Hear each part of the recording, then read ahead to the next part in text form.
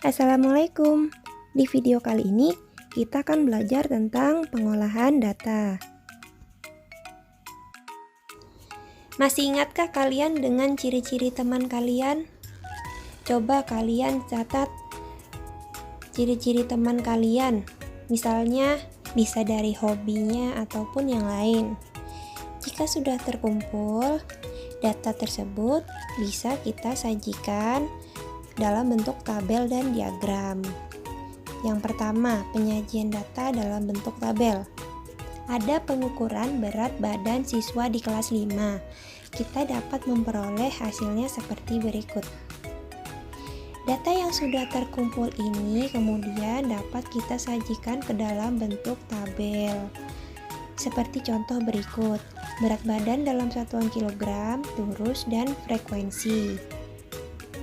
Kira-kira apa tujuan dari kegiatan tersebut?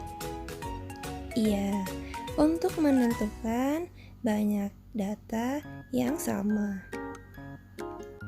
Berikutnya, kita ke bentuk penyajian data kedua, yaitu penyajian data dalam bentuk diagram.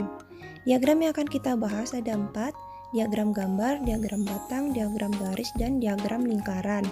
Kita bahas satu persatu, kita mulai dari diagram gambar. Diagram ini biasa disebut diagram lambang atau piktogram. Biasanya diagram ini digunakan untuk menyajikan jumlah data yang cukup besar, namun tidak menutup kemungkinan untuk data yang kecil.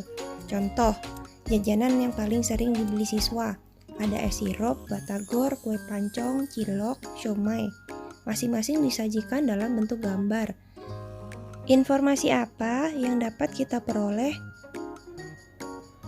Berdasarkan data tersebut, diperoleh informasi sebagai berikut. Jumlah siswa yang menyukai sirup 11 anak. Jumlah siswa yang menyukai batagor 10 anak. Jumlah siswa yang menyukai kue pancong 7 anak. Jumlah siswa yang menyukai cilok 10 anak. Dan jumlah siswa yang menyukai siomay ada 4 anak. Oke. Kita ke diagram batang. Sebelumnya, perhatikan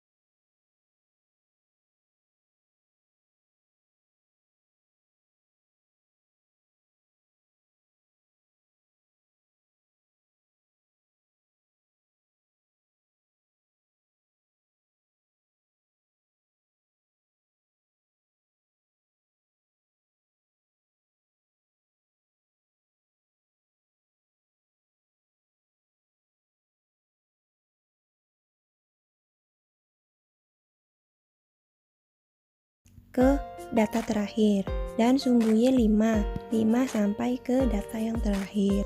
Jika sudah, kita buat batang sesuai dengan frekuensinya. Berikutnya, kita lanjut ke diagram garis.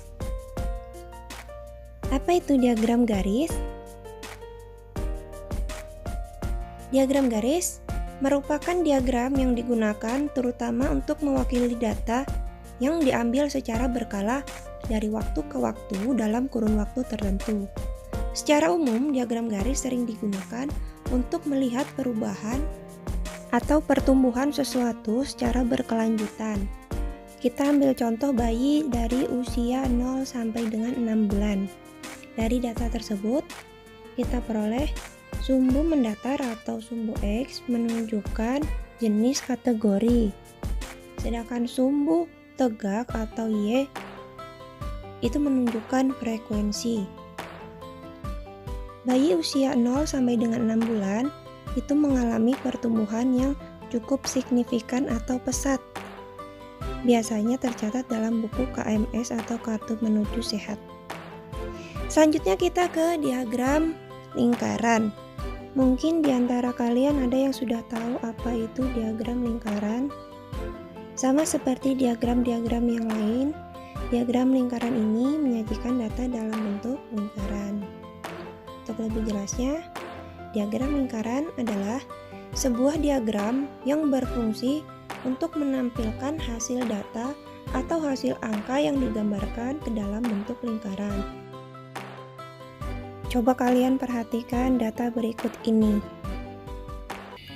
Contoh di sini ada musik yang disukai 20 siswa di kelas 5. Ada yang menyukai dangdut, pop, jazz, keroncong. Lalu bagaimana untuk kita masukkan ke diagram lingkaran? Caranya, dalam satu lingkaran penuh itu ada 360 derajat. Jadi untuk menghitung derajatnya, jumlah siswa dibagi jumlah siswa seluruhnya kita kali dengan 360 derajat. Untuk menentukan jumlah persentasi dari data yang kita peroleh, jumlah siswa dibagi jumlah seluruh siswa dikali dengan 100%. Sekali lagi kita perhatikan contoh diagram gambar, diagram batang, diagram garis, diagram lingkaran. Demikian tadi cara untuk menyajikan data dalam bentuk tabel maupun diagram. Semoga video ini bermanfaat. Wassalamualaikum warahmatullahi wabarakatuh.